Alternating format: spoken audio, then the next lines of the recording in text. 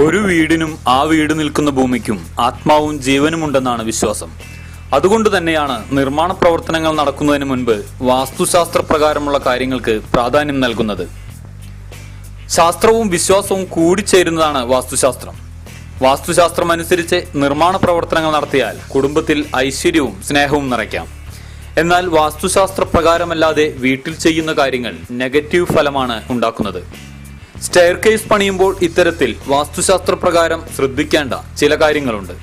Stair കേസിനു താഴെ ഇനി പറയുന്ന വസ്തുക്കൾ സൂക്ഷിച്ചാൽ അത് ദാരിദ്ര്യത്തിലേക്കാണ് വിരൽ ചൂണ്ടുന്നത്.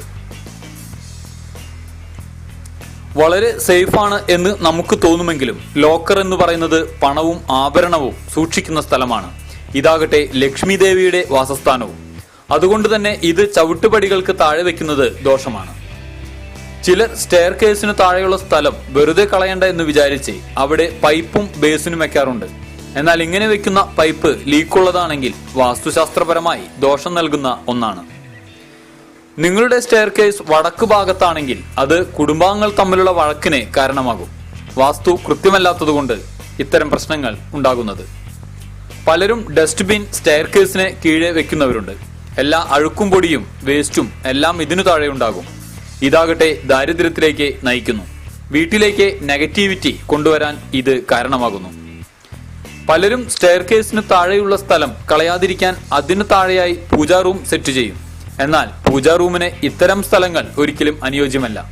ഇതാകട്ടെ ഐശ്വര്യക്കേടിനാണ് കാരണമാകുന്നത്. ചെരുപ്പ് വെക്കുന്നതിനായി കണ്ടെത്തുന്ന സ്ഥലവും പലപ്പോഴും സ്റ്റെയർ കേസിന് താഴെയായിരിക്കും. എന്നാൽ ചെരുപ്പ് എപ്പോഴും വീടിന് പുറത്തു വെക്കേണ്ട ഒന്നാണ്. കാരണം ചെരുപ്പ് ഉള്ളിൽ വെക്കുന്നത് നെഗറ്റീവ് ഊർജം പകരാൻ കാരണമാകും.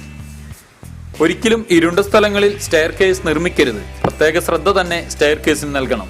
അല്ലാത്തപക്ഷം ഇത് വീട് മുഴുവൻ ഇരുട്ടിലേക്ക് നയിക്കാൻ കാരണമാകും. വാസ്തുശാസ്ത്രം അനുസരിച്ച് ഇത്തരം കാര്യങ്ങൾ സ്റ്റെയർ കേസ് പണിയുമ്പോൾ ശ്രദ്ധിക്കണം.